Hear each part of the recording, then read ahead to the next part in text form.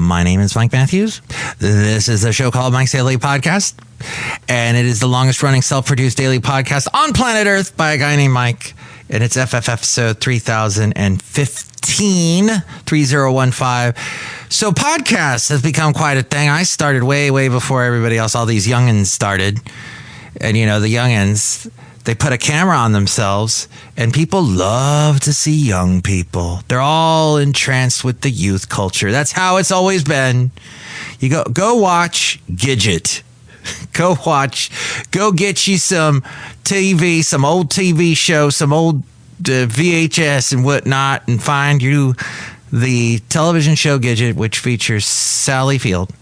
And she's super young in that. And that was a big show. It was popular because people were obsessed with young people in the California on the beaches. The Beach Boys were singing, and everybody was big with the Beach Boys and the Beatles, etc.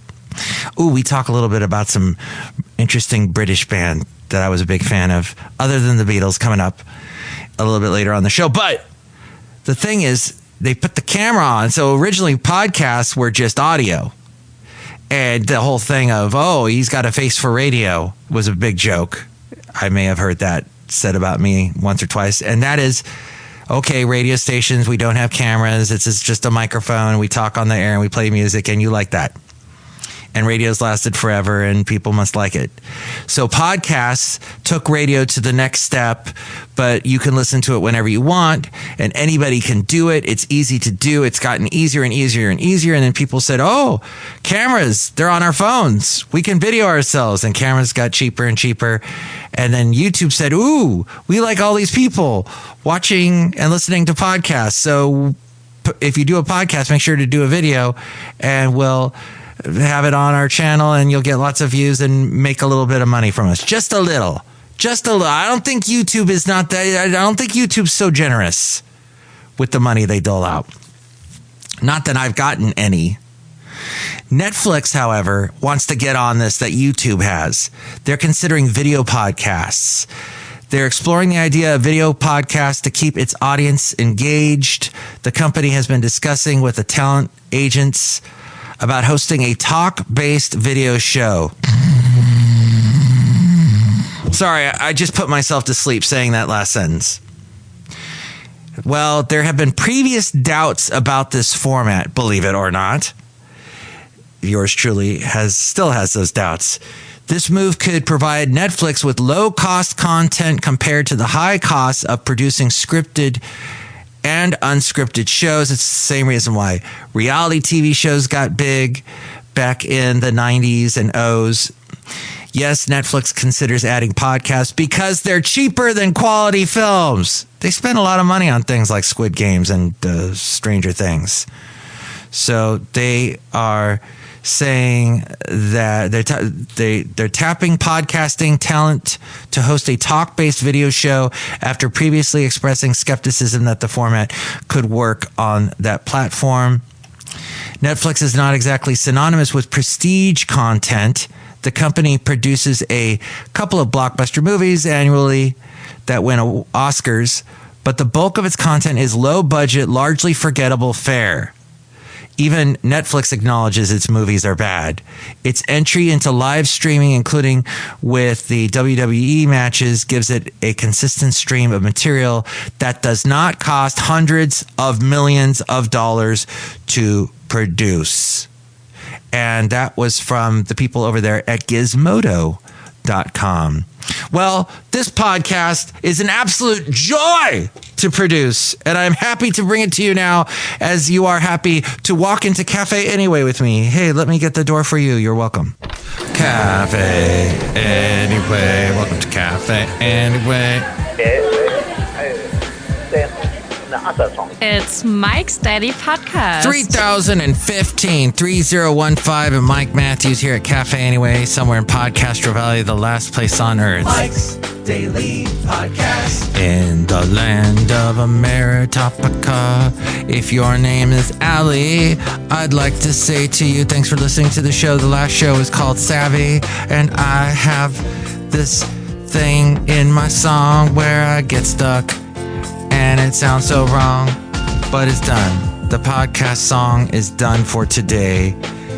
Hey. Mike's Daily Podcast. I have a dog shirt on. I have a shirt that means a lot to me. It says Lucky Dog on it.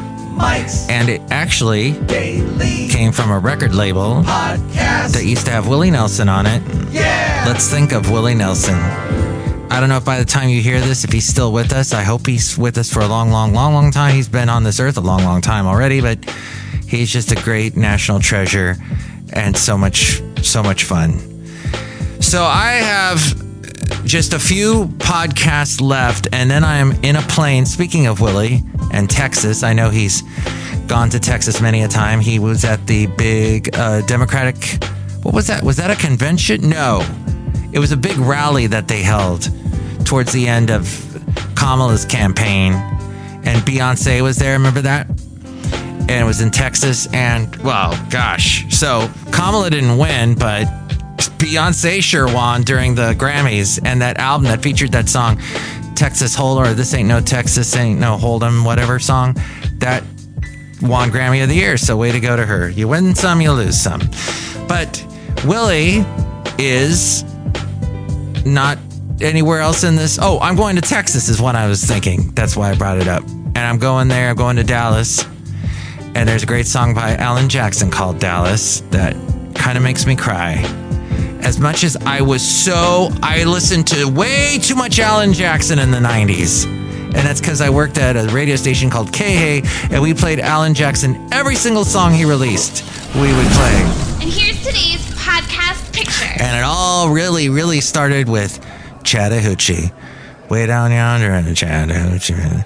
And then he had that song after 9/11, Where Were You When the World Stopped Turning, which South Park made fun of course, because they make fun of things. But it was odd that they picked on that one song of Alan Jackson's. And I met Alan Jackson once, very tall guy, very nice guy. The late great Basil the Boxer did not meet Alan Jackson, but I'm sure he's somewhere up in dog heaven dancing to Chattahoochee, because everybody danced to Chattahoochee at some point, I think. That one, or he did that country version of Summertime Blues. But the thing is that this shirt was given to me in promotion of a Willie Nelson album, and I don't think this label still exists, but you can see it if you go to the YouTube channel. I'm sorry, it's not on the YouTube channel. I don't have any video I do have the podcast on my YouTube channel, which you can get to at mikesdailypodcast.com. But it's just the actual podcast, like what you're listening to now. You may be listening to this on YouTube, as a matter of fact. But the video of what's happening behind the scenes is on my Facebook page. This show is clean. And yes, it is a clean podcast, so children can listen to it. And it was actually mikesdailypodcast.com. If you scroll down towards the bottom there's a link to where you can watch the video, facebook.com/mikesdailypodcast. Mike's just throwing out all these words and names and links. None of that makes sense. None of that. How's that anything supposed to register in the brain and through the ear with all this yip yapping? How about something helpful to you? Because you get a lot of stuff in your life that makes you think you've hit rock bottom. But you just remember, when you hit rock bottom, you got one place to go. That's right. There was a Winona Judd song, speaking of country music stars. Rock bottom, that was big. Straight up. Something like that. I know that's a Paula Abdul song, Straight Up, but somehow that's mentioned in the song by Winona.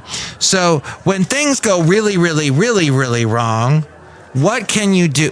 There's that word called resilience that kicks in. And we all have the capability. Mike is on it, man. Go where no man has gone before. We love it, Mike. Thank you. To be resilient. Once defined as bouncing back from difficult situations, leading experts who study resilience now see it as a catalyst for transformation. Let's see, there's a PhD dude, Michael Unger, a family therapist, and a resilience researcher in Halifax, Nova Scotia at the university there. Ooh, why didn't I go to that school instead of UC Santa Barbara, where it was warm all the time and beautiful sunsets? And yes, there were some beautiful people there. This is Mike's podcast picnic. There were beautiful women there that broke my heart. Hey, at the podcast picnic today, I brought us some crackers. And I forgot to bring the cheese. Did you bring the cheese? That's what this podcast picnic has turned into. So, yes, and there's a little bit of a residue of Valentine's Day past that did not go so well for Mike Matthews. Some bad past Valentine's Days, Scrooge. I got through that. I got into it. Yes, and we got through it. We got into it. We got past it. So this guy says he believes that unless we change the patterns of behavior putting us at risk of adversity, we'll always end up back where we started. And then we'll be unable to handle a crisis. People talk about resilience as an inner quality or stable trait, and that's not the way the science is going.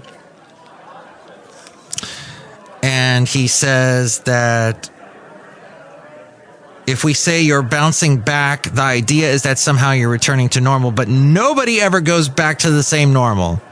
When you are a man, sometimes you wear stretchy pants. And you got to wear stretchy pants sometimes when you're a man. Thank you, Nacho. But nobody ever goes back to the same normal. You're changed by your experience. What? As we go outside of Café Anyway, where we bring you Mike's Daily Podcast, somewhere in Podcastro Valley, in the last place on earth, in the land of Rootabega. You are changed by your experience. It's true. You are not the same you. My fascination with the TV show Doctor Who must be... Anyway. And here we are at Café Anyway. It goes way back when I was a kid. The Tom Baker Doctor Who was on.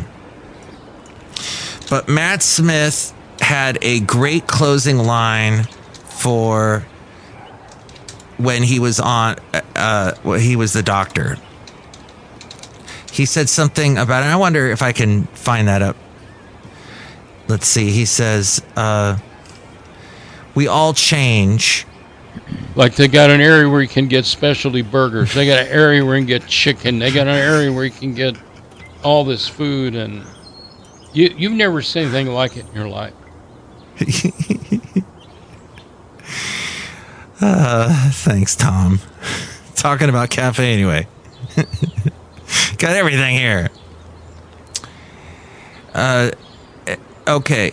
So he's changing. He's about to regenerate into the next Doctor. If you don't know, Doctor Who is a show that's been on since 1963.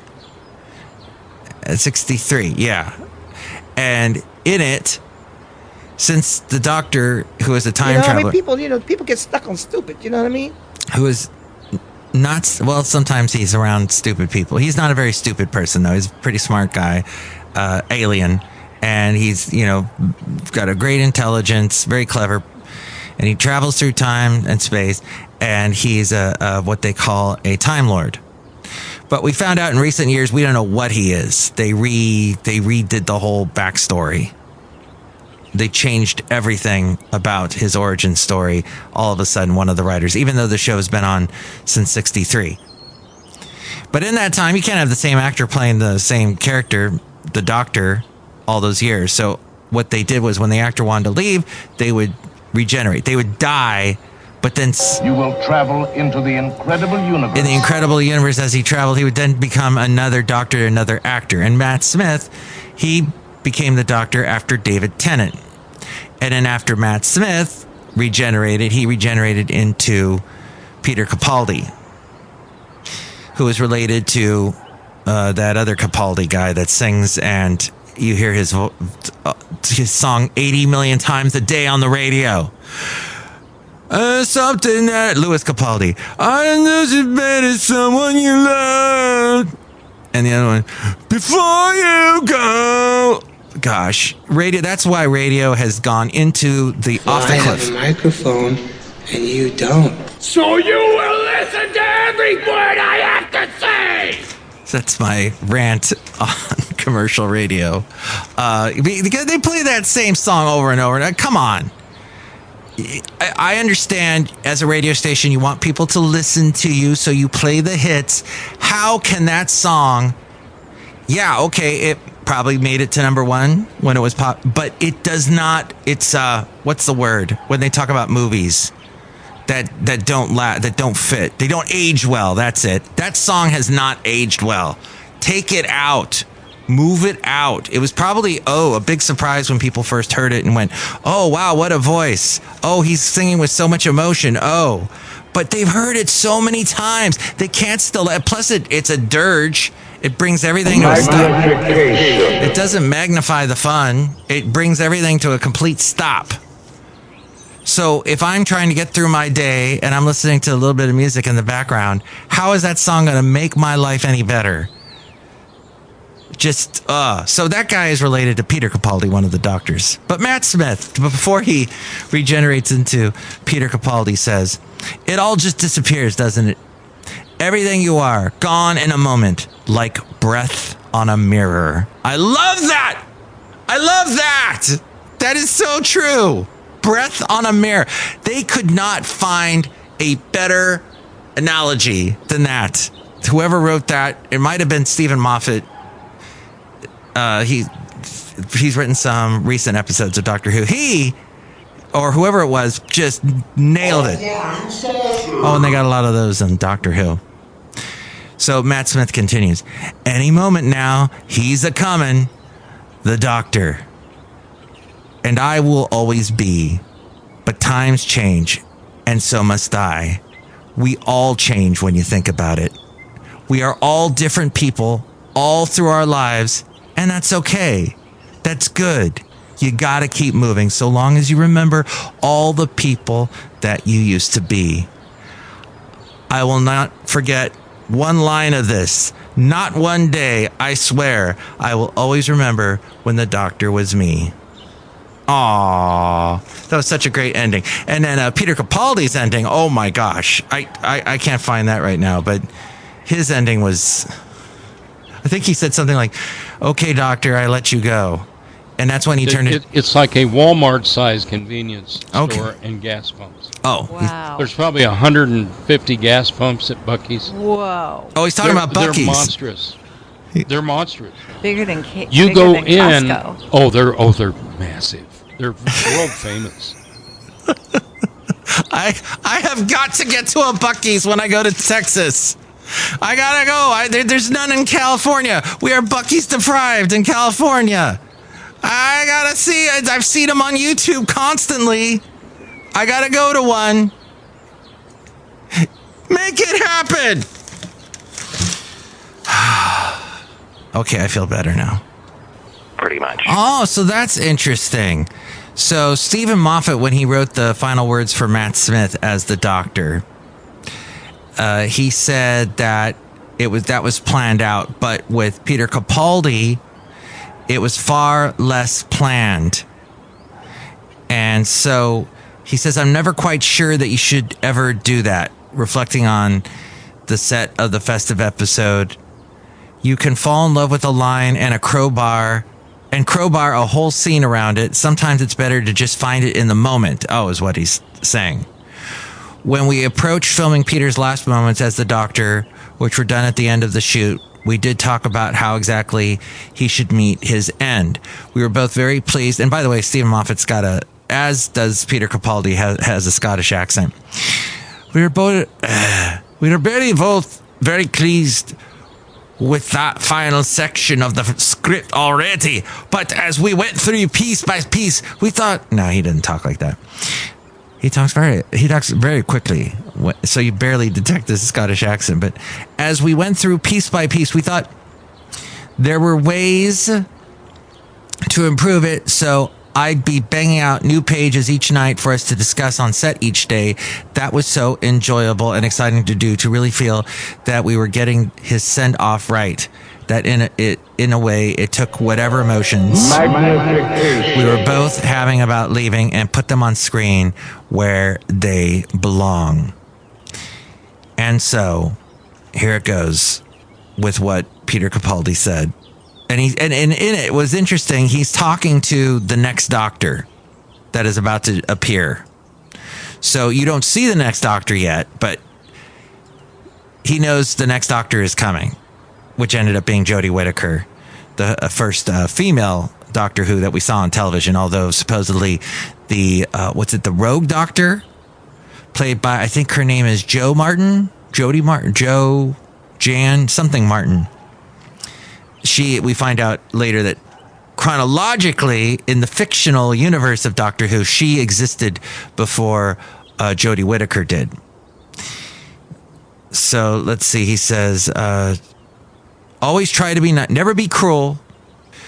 He's talking to the next doctor. Never be cruel, never be cowardly, and never eat pears. Remember, hate is always foolish, and love is always wise. Wow. That's from the Radio Times. He goes on. Always try to be nice and never fail to be kind. Oh, and you mustn't tell anyone your name. No one would understand it anyway. Except children. And at that point, he gasps and falls to the floor because he's very weak, because he's regenerating and he's dying. So, except children. Children can hear it sometimes if their hearts are in the right place. And the stars are too. Children can hear your name. We don't know the doctor's name. That's the name of the show, Doctor Who. See, all of this is the problem with Doctor Who. You explain this to Americans all the time. This is what an American who likes Doctor Who does. They try to explain this to other Americans. British people just get it. They grow up on it. They just get it. Their parents grew up on it, so their great grandparents grew up on it, so they know it. They understand it. It's implicit. Here, you gotta explain it over and over again. Most people don't quite understand the very thick British accent of some of the actors, or the Scottish accent, whatever it is, Northern accent. So it's a bit difficult, more difficult. It's more of a challenge for Americans. But anyway, he wraps it up by saying, only children can hear your name, but nobody else ever. Laugh hard, run fast, be kind. Doctor, I let you go. And then he turns into Jodie Whittaker. Outside of Café Anyway, somewhere in Podcaster Valley, look who's here. Hi, Mike. It's Benita the Rodeo Queen. How y'all doing? I'm at my horse doing. It's a Disgruntled Fiddle Player. Tell you what. What? I don't understand any of that hoo-ha, whatnot, and whatever that y'all were talking about just now on your podcast about whatever. Tell you what. What? Does this sound familiar? Yeah, every time I hear an American try to understand Doctor Who, they basically say the same thing you just said. Look who else is here. Hello, Mike. I make delicious root beer. Have some right now. Oh, boy. Oh, thank you, Brewmaster. I'm going to try it right now. Oh, wow. That's got an interesting taste. What's in that? I put some British tea in it. Oh, boy. Yes, the British love their tea. They got to have their tea. It is a definite thing. And you see it in the Doctor Who show. Okay. Next show, it'll be the wonderful Madame Rootabega, Valentino, and Bison Bentley. If you would like to call in and comment on anything that we talked about today, here is the phone number. Call Mike at the Café Anyway hotline. Area code 510-228-4640. Bands mutations.